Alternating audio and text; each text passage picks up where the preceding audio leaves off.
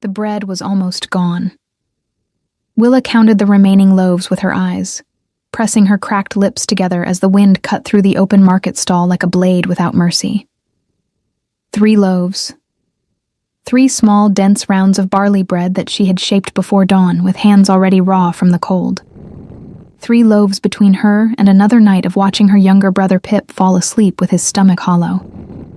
The village of Caldermore sat beneath a sky the color of old iron. Snow had not yet fallen, but the air carried its promise. That particular sharpness that settled into the lungs and made breathing feel like swallowing glass.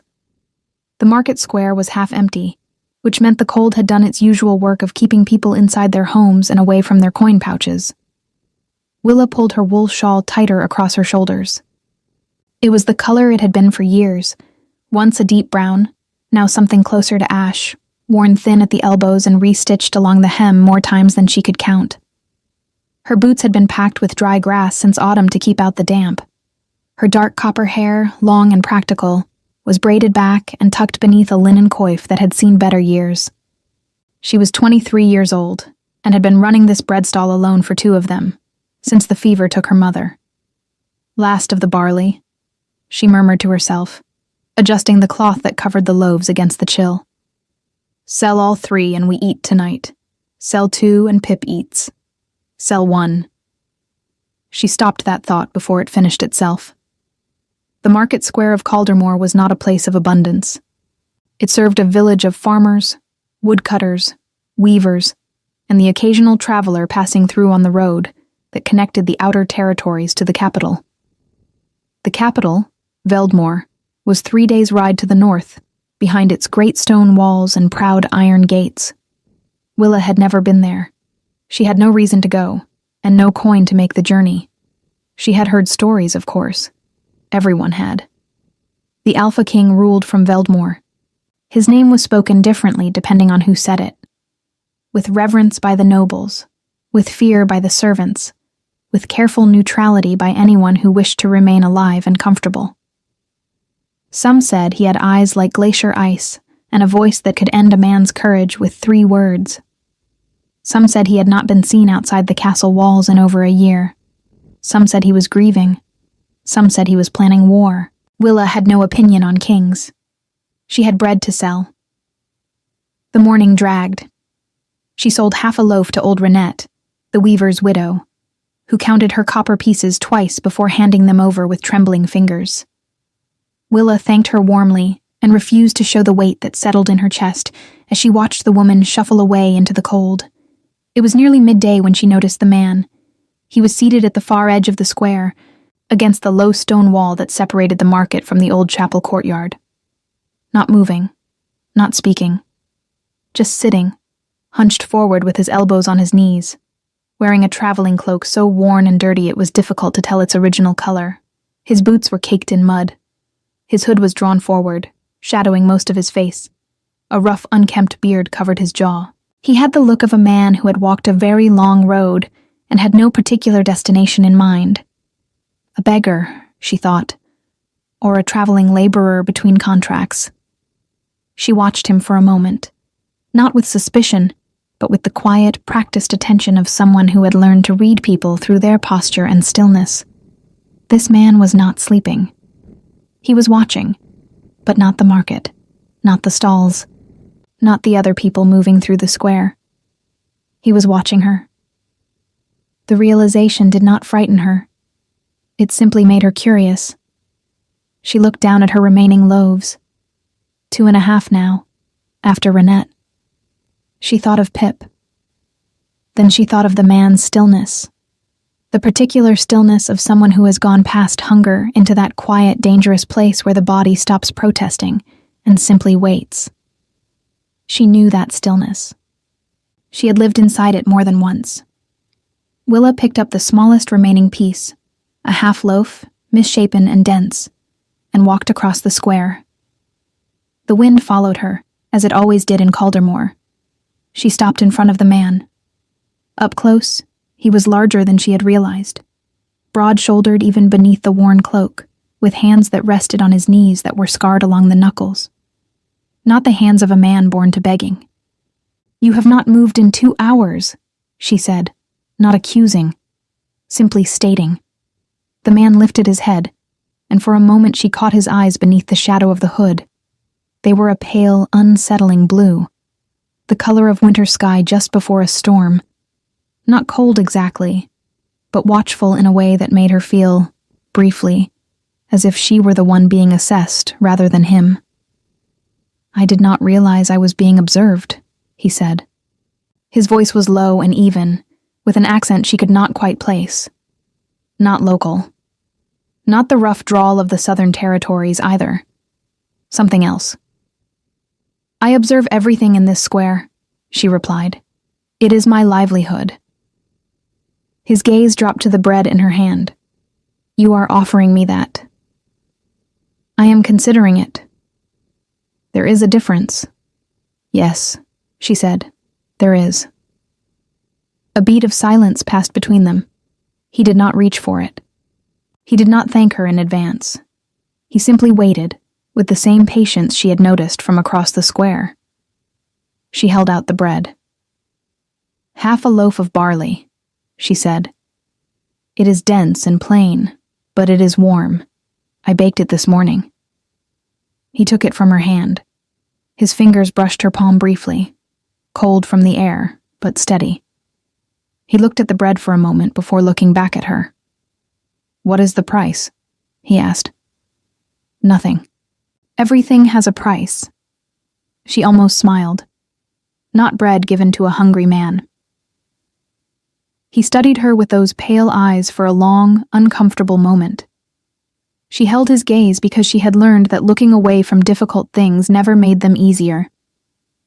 "You are certain you can afford to give this away?" he asked. The question was quiet, but there was something inside it. A sharpness hidden under the simple words, like a knife wrapped in cloth. "No," she said honestly, "but I am doing it anyway." She turned and walked back to her stall. She did not look back at him, because she had made her choice and she was not the kind of person who second-guessed her choices. She had 2 loaves left and an afternoon to sell them. That was the problem in front of her. Behind her, the man watched her walk away. He had not moved. He had not spoken again. He had simply turned the half-loaf over once in his scarred hands, as though he had forgotten what it felt like to hold something given freely. By the time the market bell rang the 3rd hour of the afternoon, Willa had sold 1 more loaf. The last one sat stubbornly unsold as the square began to empty, the cold winning the day as it always did. She wrapped it carefully in the cloth, tucked it under her arm, and began dismantling her small stall with the practiced efficiency of someone who did this alone every day. When she turned to collect her small wooden board, she found a coin sitting on it. Not a copper, not a silver, a gold piece. She stared at it. In Caldermore, a gold piece was not simply money. It was the kind of thing that passed between lords and merchants, not strangers in market squares. It was more than her stall made in a full week of good weather. She spun around to find the man, but the stone wall at the far edge of the square was empty. He was gone, and the only thing left of him was the weight of that coin in her hand. Warm in a way gold had no right to be in weather this cold, and the memory of pale blue eyes that had looked at her as if she had done something far more significant than give away half a loaf of bread. Willa did not sleep well that night. She lay on the narrow straw pallet she shared with no one. Pip had his own small corner of their 2-room cottage, separated by a hanging curtain of rough linen, and she stared at the ceiling beams while the wind pressed against the shuttered window like something trying to get inside.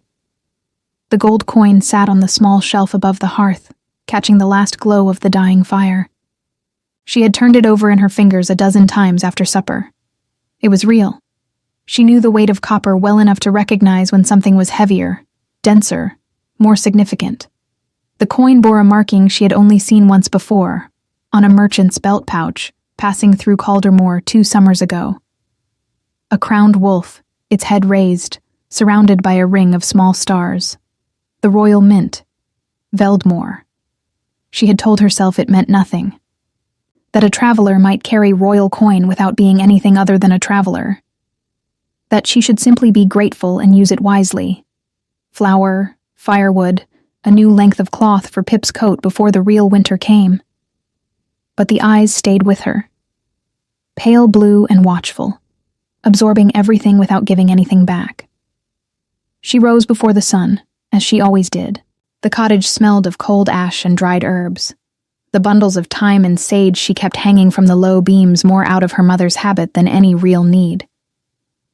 She dressed quietly, laced her boots, wrapped her shawl around her shoulders twice, and began mixing the morning dough by the light of a single tallow candle. Pip appeared in the doorway of his corner when the bread was already shaped and waiting beside the hearth to prove. He was 14, wiry and sharp-eyed, with the same copper hair as Willa, but worn shorter and always slightly disheveled. He looked at the hearth shelf immediately. "The coin is still there," he said. "Of course it is. Where would it go?" "I don't know." He sat at the small table, pulling his blanket around his shoulders like a cloak. "I thought maybe you dreamed it." "I did not dream it." He was quiet for a moment, watching her move around the small room with the efficiency of someone who had cooked in cramped spaces their entire life. Then, who was he? A traveler. Travelers don't carry royal coin. Some do. Pip gave her a look that was far too knowing for 14. She ignored it and focused on the bread. The market square of Caldermore was even quieter than the day before. A fine, stinging sleet had begun to fall sometime in the night, and had not entirely stopped, leaving the cobblestones slick and the sky the color of wet wool. Only the most determined vendors had set up their stalls, and the few villagers who appeared moved quickly, hunched against the cold, buying what they needed and retreating back to warmth. Willa set up anyway. She always did. She had 4 loaves today.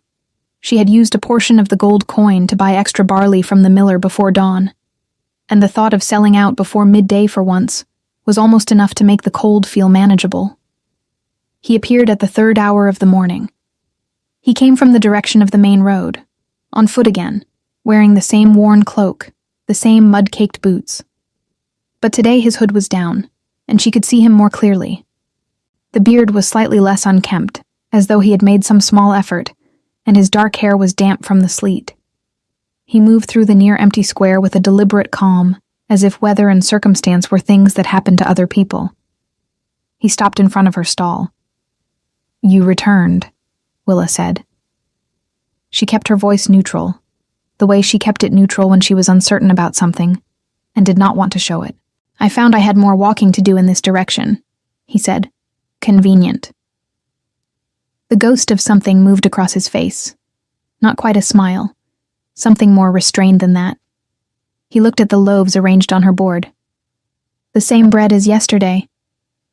"Barley." "Yes. Though today I added a little dried rosemary. I had some left." "How much?" 2 copper for a full loaf." He reached into his cloak and produced a copper coin, setting it on the board with the deliberateness of someone who was accustomed to making sure their intentions were clear. Not a gold piece today. A copper, the same as anyone else would pay. She noted that. She was not sure what to do with it yet. She handed him a loaf, wrapped in cloth against the sleet.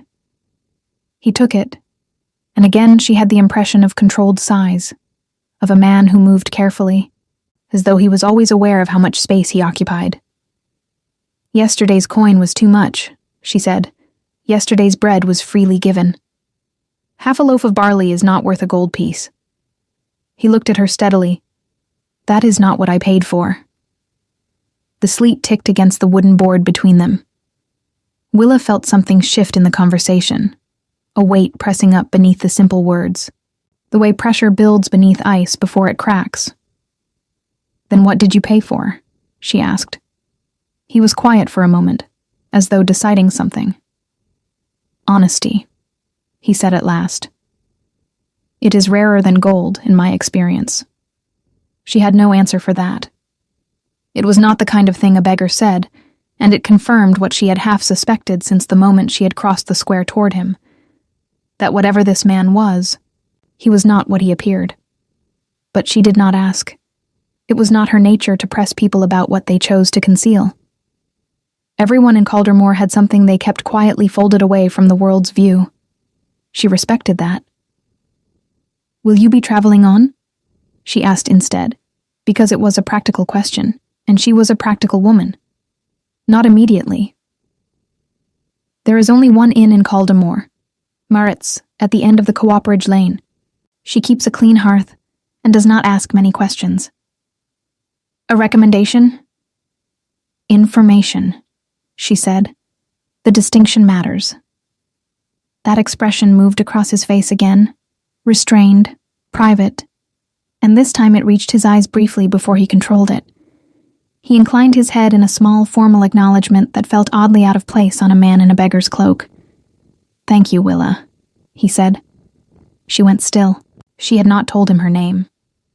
He was already walking away, the loaf tucked under one arm, moving through the sleet with that same unhurried calm. He did not look back.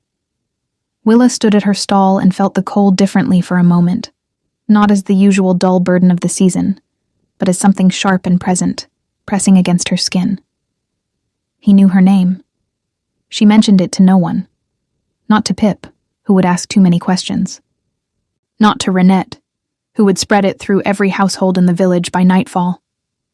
She carried it quietly through the rest of the day, letting the ordinary rhythm of the market push it to the edges of her mind, counting coin, wrapping bread, exchanging the small, careful courtesies of marketplace life. But it stayed there, at the edges. It was Bram who noticed something was different. Bram was the blacksmith's son, 26 years old, broad as a doorframe, with honest hands and an earnest manner that had always made Willa feel both fond of him and faintly guilty for the fondness not being more than it was. He stopped at her stall in the late afternoon, as she was packing up, carrying a cloth-wrapped bundle that turned out to be a small portion of roasted turnip from his mother's kitchen. "Thought you might not have had a proper midday," he said, setting it on the board. "You thought correctly," she admitted, and meant the gratitude in her voice. "Thank you, Bram." He leaned against the stall post with his arms crossed, watching her pack. "The stranger's been at Maretz," he said, in the careful way he delivered information he thought might matter. "Arrived this morning, paid in advance. 3 days." Willa kept her hands moving, folding the cloth over the board. "Many travelers stop at Maretz. Not many who look like that and pay like that," Bram said. His voice was still easy, still friendly, but she heard the thing underneath it, the particular wariness of a man who had appointed himself, quietly and without being asked, as something like a protector. She looked at him. He was watching her with a careful expression. "You spoke to him?" she asked. "Tried. He's not a man who encourages conversation." "No," she agreed. "He is not." Bram was quiet for a moment. "Willa, do you know who he is?" "No." It was the truth. She did not know who he was. But standing there in the cold, with the turnip still warm through the cloth and the sound of the sleet beginning again on the empty stallboards, she was beginning to understand that whoever he was, the answer to that question was going to change something. She could feel it the way her mother had always said she could feel weather coming. Not in her bones, but somewhere deeper, in the quiet space behind her sternum where instinct lived. Something was already shifting. She just did not know yet in which direction it would fall. The frost came properly on the 3rd day. Willa woke to find the inside of the cottage window glazed with a thin skin of ice, the kind that meant the temperature had dropped sharply in the night and intended to stay there. The water in the clay pitcher beside the hearth had a crust at the top. Her breath made small white clouds in the dim light before she got the fire going again. She worked quickly, as she always did in the mornings, coaxing the coals back to life, setting the pot to heat, checking the flour supply with the automatic inventory of someone who had learned that complacency about provisions was a luxury she could not afford. The gold coin had stretched further than she had let herself hope. There was enough barley for 4 more days of baking, enough dried peas for 2 decent meals, enough firewood stacked against the outside wall to last the week if she was careful. Careful was something she had always been good at. Pip appeared, as always, drawn by the smell of the fire returning to life. He sat at the table wrapped in his blanket and watched her with sharp eyes over the rim of the clay cup she handed him.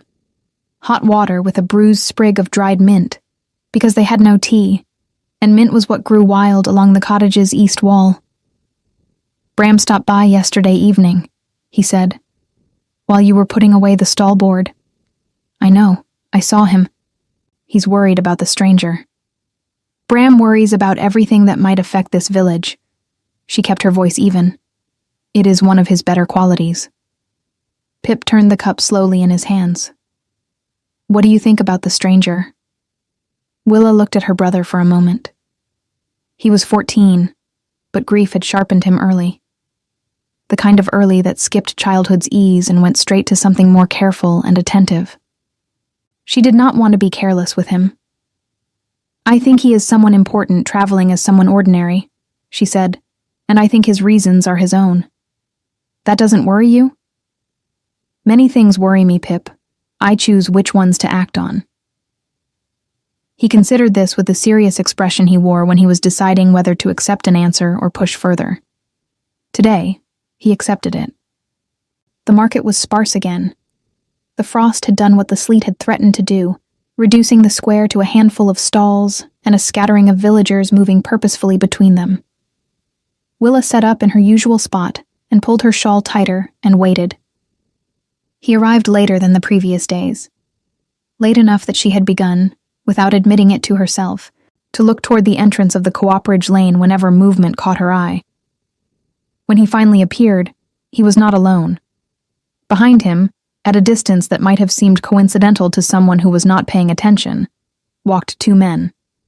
They were dressed as travelers, rough cloaks, road-worn boots, but they moved with the particular economy of trained fighters.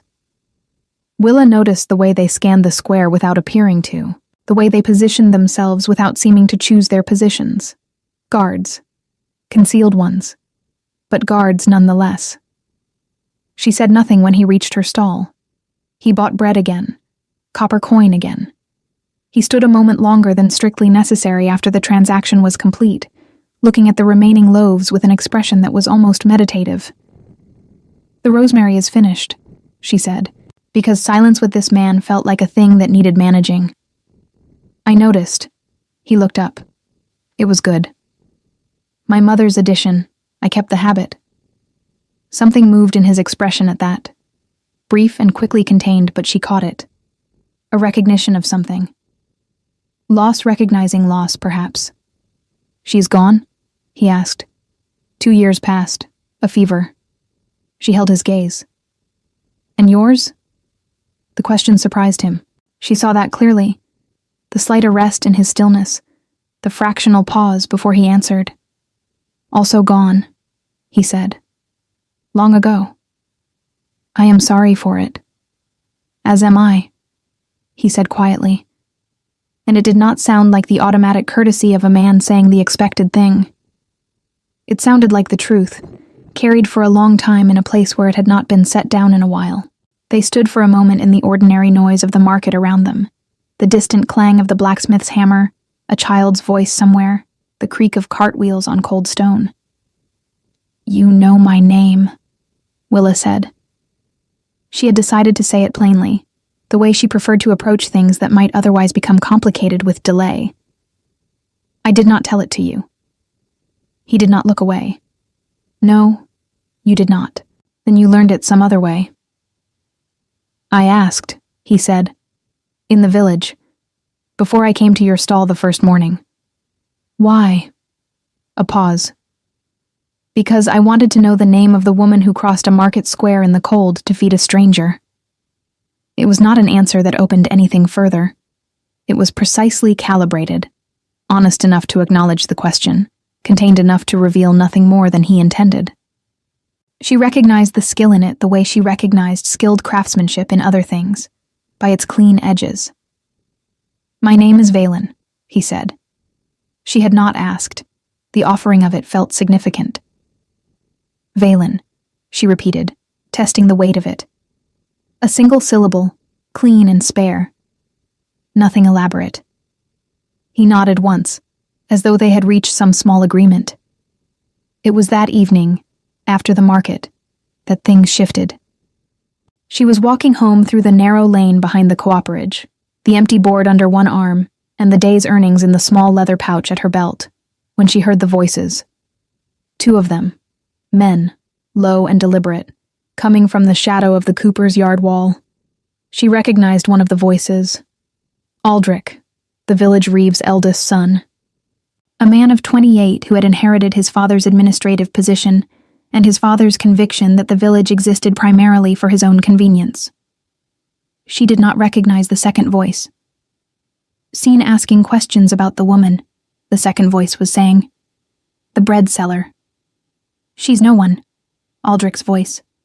Dismissive, the way he was dismissive about most things. A widow's orphan with a stall and a brother to feed. What interest could a man like that have in her? That is precisely what concerns me, the second voice said. It was quiet and clipped, with the same unplaceable accent she had noticed in Valen's speech. But where Valen's voice carried an even restraint, this voice had a cold quality underneath it. The particular coldness of someone who dealt in problems by making them disappear. He is not what he presents himself to be, and if he is here, there is a reason. You are certain it is him? A pause. The eyes, the second voice said. There is no mistaking them. The question is what we do before he decides to stop pretending. Willa pressed herself against the cottage wall and breathed carefully through her nose. The cold stone bit through her shawl. She did not move. If it becomes a problem, Aldrich said slowly, the woman could be useful. People do reckless things when someone they care about is threatened. The second voice was quiet for a moment. An interesting thought. Let us see how attached he becomes first. Footsteps. Moving away, down the far side of the yard. Willa waited until the sound was gone entirely, before she straightened and walked the rest of the way home. Her hands were steady. Her heartbeat was not. She set the board against the cottage wall, hung her shawl on the peg behind the door, and sat down at the table in the dark for a long moment before she lit the candle. Pip was at a neighbor's, helping split wood for the widow Renette in exchange for a meal, a small arrangement they had made for evenings when the market ran long. She was alone. She sat with the candle and turned over what she had heard with the same methodical attention she gave to difficult problems. Piece by piece, in order, a man named Valen, traveling as a beggar, with hidden guards. Someone who knew him, who feared what his presence meant. An alliance between that someone and Aldrich, the reeve's son, who had always moved through Caldermore as though the village owed him something it had not yet paid. And her own name, spoken in the dark by men who had not said it kindly. She thought of pale blue eyes assessing her across a market square. She thought of a gold coin warm in her cold hand. She thought of what the hidden voice had said. There is no mistaking them. And the weight behind those words, the weight of recognition, of history, of something much larger than a village market in the frost. She did not know what Valen was, but she was beginning to understand that knowing might no longer be something she could choose to defer, because it seemed the choice was being made for her, in dark yards, by men with cold voices and calculations she had not yet fully seen. She pressed her palms flat against the table and made herself breathe evenly. Tomorrow she would open her stall. Tomorrow she would sell bread. And tomorrow, for the first time, she would look at the man who called himself Valen and ask herself not who he appeared to be, but what he was truly doing in Caldermore, and why the answer to that question had begun to feel like something sharp and unavoidable, pressing up through the ordinary frost of her ordinary life like a blade through ice. She did not sleep again, not properly. She drifted in and out of a restless half-consciousness, the candle burning down to a stub on the table where she had forgotten to move it, the fire reduced to quiet embers that painted the ceiling in faint amber. Every time she closed her eyes, she heard the voice from the cooper's yard, cold and precise, speaking her name like a piece on a game board being considered for sacrifice. When dawn came, she rose, washed her face with the water from the pitcher, and made a decision. She would not wait. Marit's Inn sat at the end of Cooperage Lane, a low-roofed building of old stone and dark timber, with a sign above the door bearing a faded painted fox. It was the kind of place that smelled permanently of wood smoke, tallow candles, and the particular sourness of ale absorbed into old floorboards over decades. Willa had been inside twice in her life. Once as a child with her mother, once 2 years ago when she needed to ask Marette about a debt her mother had left behind. She arrived before the market bell rang the first hour, when the lane was still empty, and the frost on the cobblestones had not yet been disturbed by foot traffic. Marette herself answered the door, a heavy-set woman of 50, with iron-gray hair pinned severely back, and eyes that had catalogued and filed away every person who had ever passed through her threshold. She looked at Willa with mild surprise and the careful neutrality of a woman who had learned not to show curiosity too openly. "He is in the back room," Marette said, before Willa had spoken a word. Willa looked at her. "He said someone might come early," Marette added, with the tone of a person who had decided the simplest approach was the most honest one. He said to let her through if she did. He had anticipated her. That should have irritated her. Instead, it settled something. The recognition that she was not, in fact, being reckless. That whatever was happening, she was not the only one who had been thinking through the night. Marette led her through the common room, past the cold hearth and the empty tables, to a narrow door at the back. She knocked twice and stepped aside without a word. "Come in," said Valen's voice from within. The back room was small and plainly furnished. A table, 2 chairs, a hearth that had been burning long enough to have made the room genuinely warm. A traveling pack sat against the far wall, closed and unremarkable. A cup of something steaming sat on the table. Valen stood when she entered. He was not wearing the beggar's cloak. He wore a dark tunic of good wool, simply cut but well made, in a way that declared quality without ornamentation. A leather vest over it, worn but well kept, with no insignia she could identify in the dim light. His dark hair was pushed back from his face. He looked different without the hood, larger somehow, and more carefully contained. More like a man deliberately making himself smaller than his actual size. He looked at her, and something shifted in his expression. Not surprise exactly, but a kind of recognition that went beyond simple acknowledgement. "You heard something," he said. It was not a question. "Last evening, behind the copperage." She sat in the chair across from him without waiting to be asked, because she was not going to stand in the presence of a man she needed to speak to honestly. 2 men speaking in the dark. One of them was Aldrich, the Reeves' son. The other I did not recognize. "He had your accent." Valen was very still. "What did they say?" His voice was even, but she heard something beneath it. A focused attention that made the air in the small room feel slightly different. She told him. All of it. Precisely as she had heard it, without embellishment or omission. When she finished, the silence lasted long enough that the fire crackled twice into it. "They spoke your name," he said finally. "Yes." He looked at the table for a moment. Then he looked back at her, and something in his expression changed. Not dramatically, not in a way that would have been visible to someone who had not been watching him carefully for 3 days. But she had been watching him carefully. The careful performance of ordinariness was gone. What remained was something quieter and more genuine, and somehow considerably more formidable. "Willa," he said, "I owe you an honest answer." "You owe me several," she said, "but one will do to start." The ghost of that restrained expression crossed his face, the one she had begun to recognize as the closest he came to something like warmth. He reached into the leather vest and withdrew something small. He set it on the table between them. A ring, heavy gold, set with a dark blue stone. And on the band, pressed in relief, unmistakable even in the dim firelight, a crowned wolf, its head raised, surrounded by a ring of small stars, the same mark as the coin on her shelf at home. She looked at the ring. Then she looked at him. "You are the Alpha King," she said, Not a question. Not an accusation. Simply the naming of a thing that had been present in the room without being spoken. Yes, he said.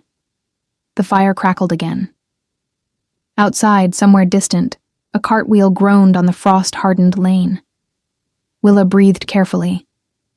She was aware of the impulse to feel overwhelmed by this information, and she was equally aware that yielding to that impulse would not serve her. So she set it aside with the same practiced efficiency she applied to problems that were large, but required immediate practical attention. "The man behind the cooperage," she said. "He knew you. His name is Soren. He served on my council until 8 months ago, when I removed him for conduct I will not detail, but which was sufficient to warrant removal." Valen's voice was flat and precise. "He has been positioning himself in the outer territories since then, building alliances, looking for leverage. And Aldrich. A local instrument. A man who resents his station and would welcome a patron with ambitions larger than a village reeve's office." He paused. "I did not know Soren had tracked me here. I came to Caldermore alone, or I believed I was alone, to understand what the outer territories needed from the crown, without the distortion of intermediaries and formal visits." His pale eyes were steady on hers. "What I found was not what I expected." "Bread," she said dryly. "Honesty," he said. The same word he had used at the market stall.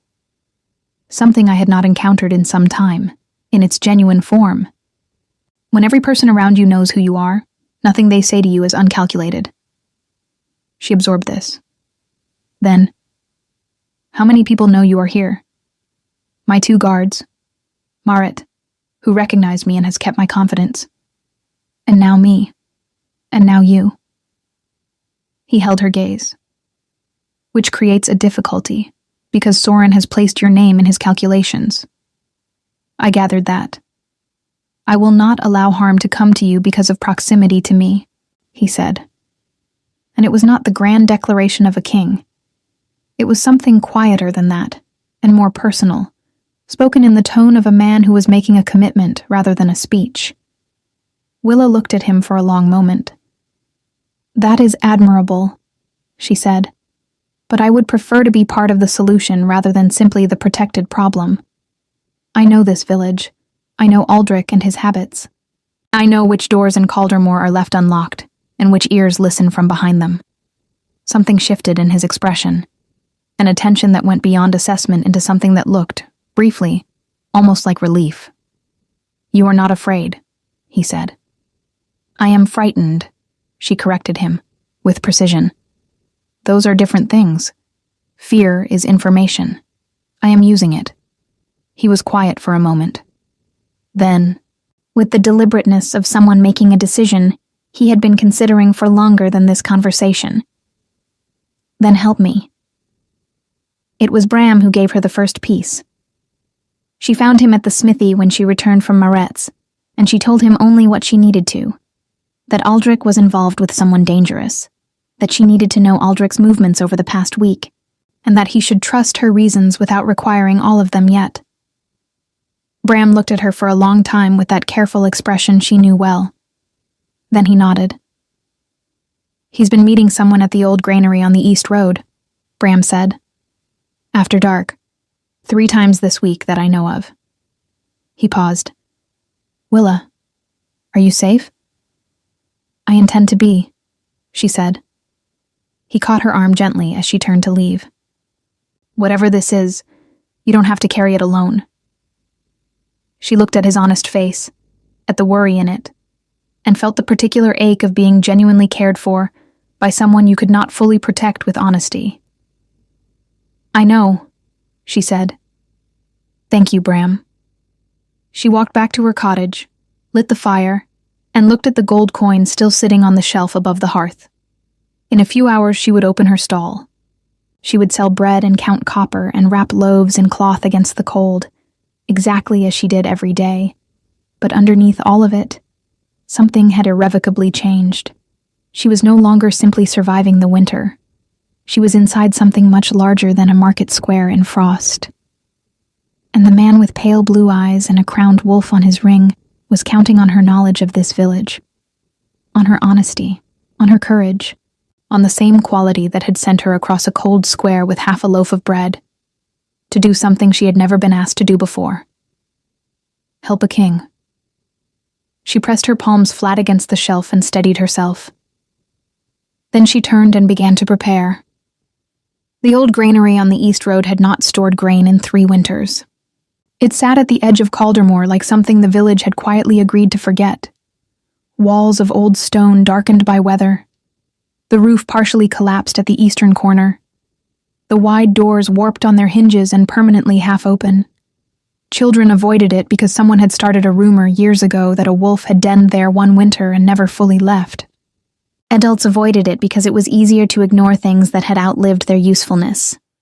It made, Willa thought, an ideal place for men conducting conversations they did not want remembered. She arrived before dark. She had told Pip she was visiting Renette to bring the widow her weekly portion of bread, a kindness she performed genuinely most weeks, which made the lie feel worse than it might have otherwise. She had brought a real loaf for Renette on her way, delivered it with a brief warm exchange at the widow's door, and then taken the longer path around the village's eastern edge rather than returning home. The frozen grass crunched softly beneath her boots. The sky had gone the deep gray-purple of a winter evening, the light draining away from the east first, leaving the tree line as a black border against the fading sky. Her breath made pale shapes in the cold air. She moved carefully, staying close to the tree line where the shadows were deepest. She found a place at the granary's north wall, where a section of stone had crumbled to half its original height, low enough to crouch behind, with a gap between the remaining stones that gave her a clean sightline through the interior of the building, where torchlight flickered. She had been there perhaps a quarter of an hour when the voices began. Aldrich she recognized easily. Tall, fair-haired, always dressed slightly above his station in clothes that announced ambition more clearly than he perhaps intended. He stood with his arms crossed and his weight shifted back on his heels, the posture of a man trying to look more comfortable than he was. Soren she saw clearly for the first time. He was older than she had imagined from his voice, perhaps 50, lean in the way of someone who had once been broader and had shed the weight of easier years. His hair was iron gray, cropped close. He wore a traveling cloak of deep charcoal with a fur-lined collar, and his hands, folded before him, were very still in the way that Valen's hands were still. But where Valen's stillness felt like restraint, Soren's felt like calculation. "He has not moved against us," Aldrich was saying, with the slightly querulous edge of a man who had expected something to have happened by now. 3 days and nothing. "He is gathering information," Soren said. His voice was exactly as she had heard it in the dark, clipped and cold, each word placed with the deliberateness of a mason setting stones.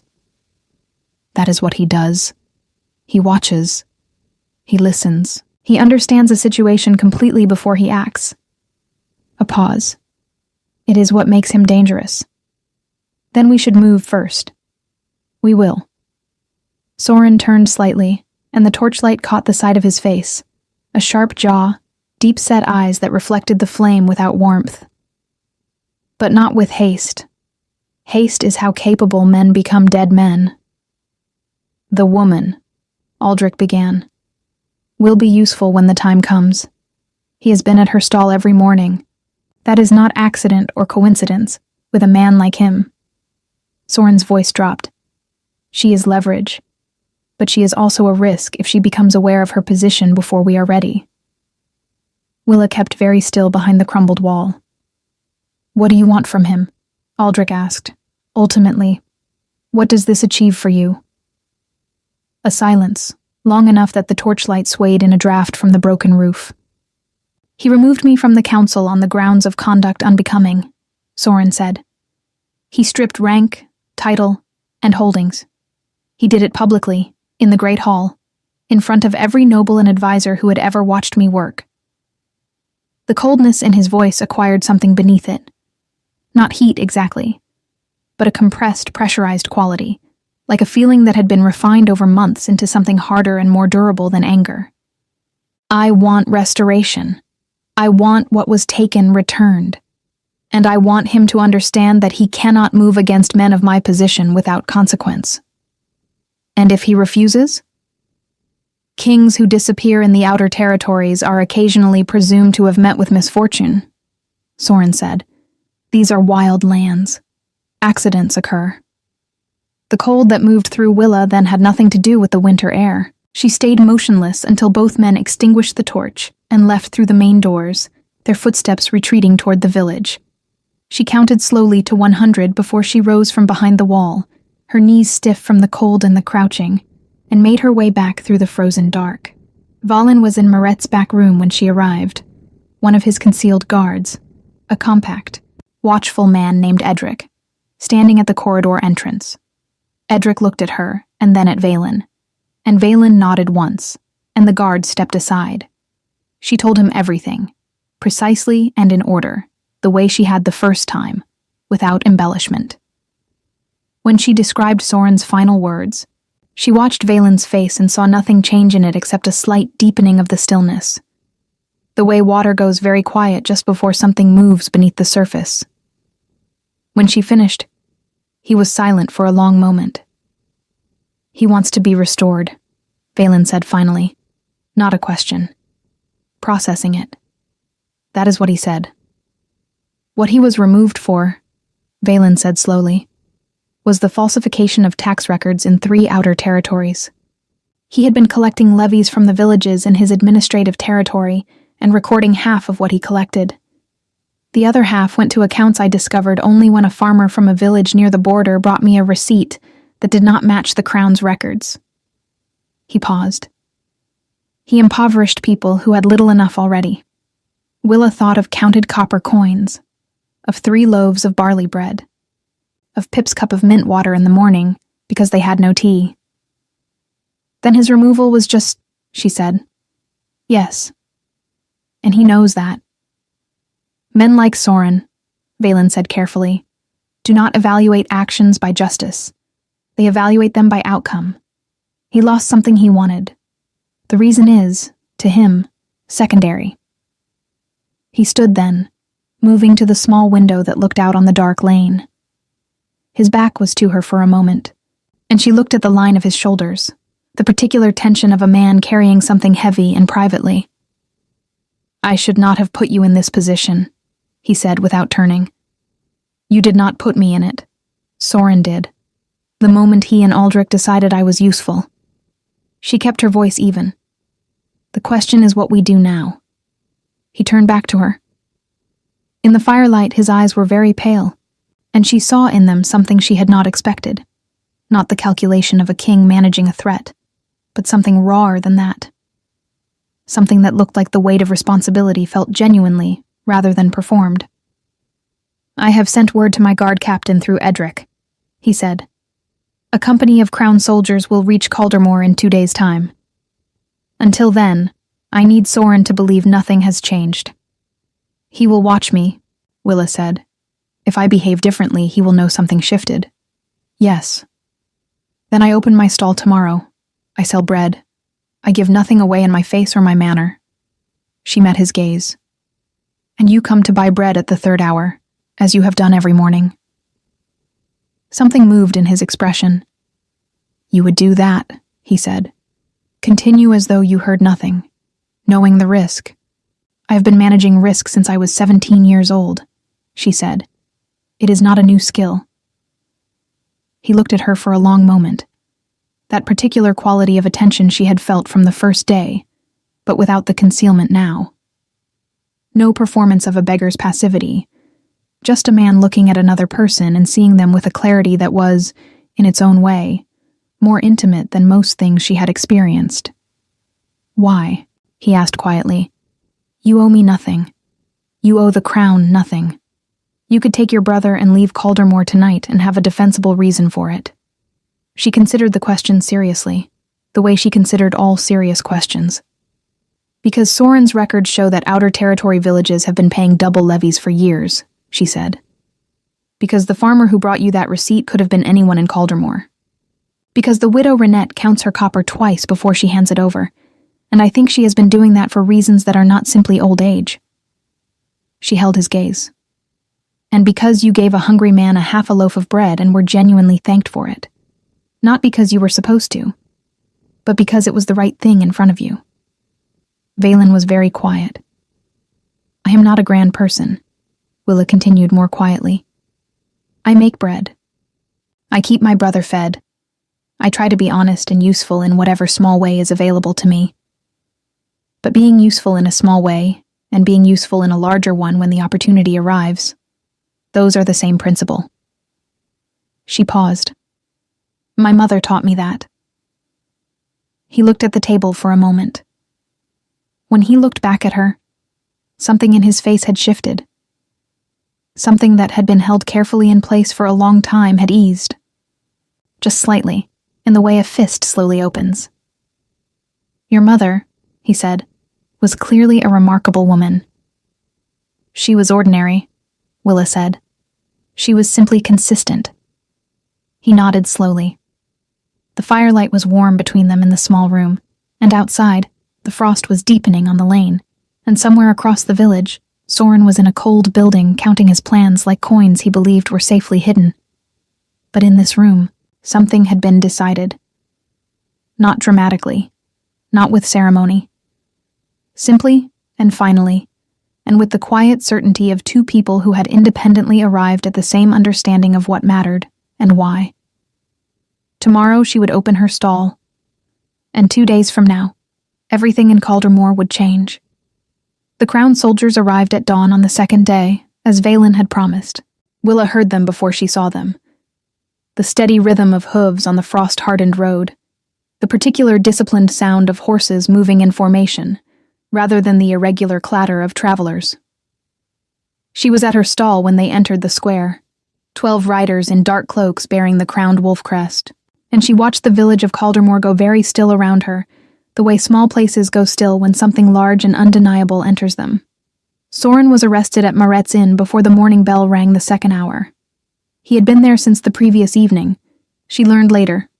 Waiting, Edric told her quietly, for a message from Aldrich that never came, because Aldrich had seen the soldiers enter the village gate and had made the particular calculation of a man who had always valued his own survival over his commitments. It did not save him. Valen's guards found Aldrich at his father's house before midday, still in his sleeping clothes, with the expression of a man who had convinced himself, until the very last moment, that things might resolve themselves in his favor. They did not. Willa sold bread through all of it. She kept her stall open because it was what she did, and because closing it would have felt like yielding to the disruption. And she had not survived 2 years of market days in every weather by yielding to disruption. Old Renette came and bought her usual half-portion. The blacksmith's wife came and bought 2 loaves. 3 other villagers, drawn partly by hunger and partly by the irresistible human need to be near the center of events, bought the remaining stock before midday. She sold out completely for the first time in a week. When the square had calmed and the soldiers had taken their prisoners toward the east road, and the village had begun the slow, murmuring process of absorbing what had happened, Valen came to her stall. He was not wearing the beggar's cloak. He wore the dark tunic she had seen at Maret's, and over it now, a traveling cloak of deep charcoal. Not a king's formal regalia, but something between the disguise and the full declaration. A middle ground chosen deliberately. His guards stood at a distance, visible now, not concealing themselves. The stallboard was empty. She had nothing left to sell. I appear to have missed the bread, he said. You should have come earlier. I was occupied. I noticed. He looked at the empty board, and then at her. The pale blue eyes were the same as they had been on the first morning, watchful, absorbing. But the careful performance of ordinariness was entirely gone now, and what remained was simply him. A man who was also a king, standing at an empty bread stall in the winter sun. Soren will face a crown tribunal, he said. Aldrich as well. The records from the outer territories will be reviewed. The levies that were falsified. He paused. They will be corrected. What was taken will be returned where it can be traced. Willa thought of Renette counting her copper coins. Good, she said simply. He reached into his cloak. For a moment she thought he was going to produce another gold coin, and she was already preparing the precise words with which she intended to refuse it. But what he said on the empty board was not a coin. It was a small piece of folded parchment, sealed with dark wax bearing the crowned wolf mark. She looked at it without touching it. "What is this?" "A formal letter," he said, designating the Caldermore market stall held by Willa, daughter of Marin, as a provisioner under Crown record. It means the stall cannot be taxed above the standard rate, cannot be seized for debt without Crown review, and is recognized as a legitimate trade enterprise in the Outer Territories. He held her gaze. "It is practical, not dramatic. I thought you would prefer it that way." She stared at him. Then she looked at the parchment, then back at him. "You did this last night," she said, while everything else was happening. "Edric has good handwriting," he said, "and I know my own seal." She picked up the parchment carefully. It was real, heavy, official, the wax seal precise and unmistakable. She held it for a moment, feeling the particular weight of something that would make a genuine difference to two people trying to survive a winter on barley bread and dried mint tea. Her throat did something she did not entirely approve of.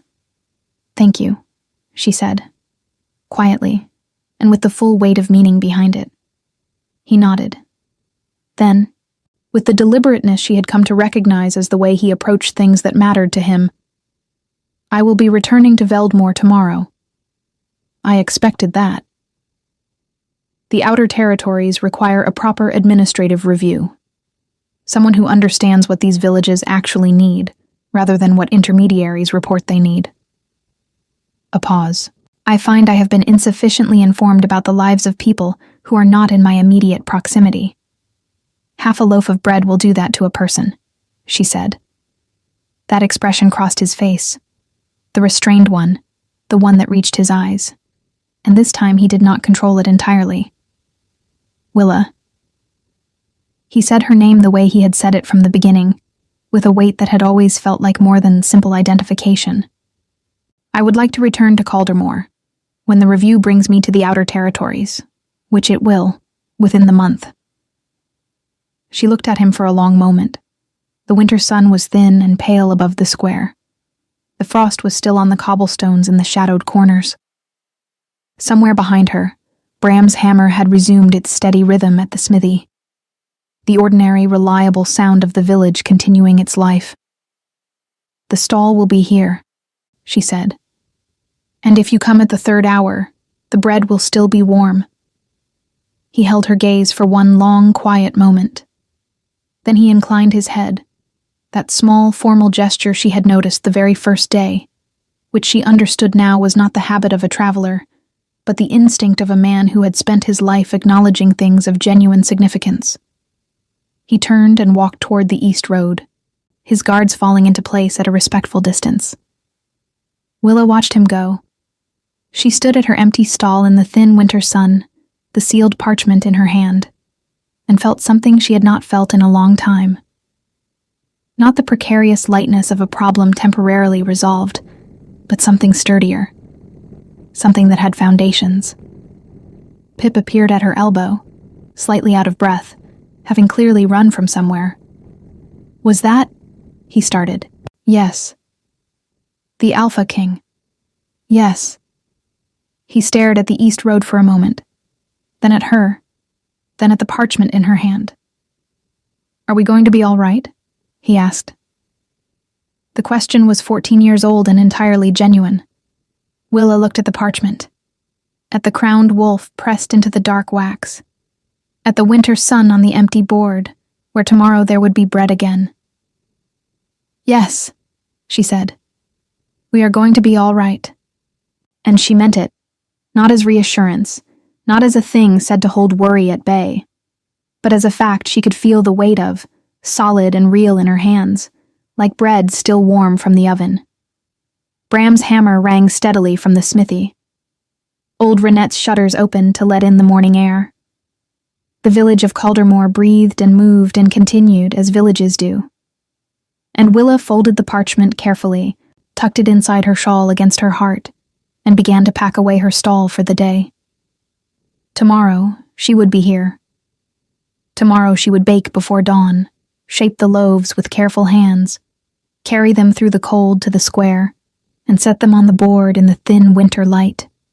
And sometime in the weeks ahead, a man with pale blue eyes and a crowned wolf on his ring would return to Caldermore, not in disguise, not testing anything, not concealed beneath a worn cloak and careful stillness, but simply as himself. And she would hand him a warm loaf across the board, and he would pay the fair price for it, and whatever came next would come next. That was enough. That was more than enough. For now the bread was sold, the cold was manageable, her brother was beside her, and the day was done. It was, Willa thought, a very good place to begin.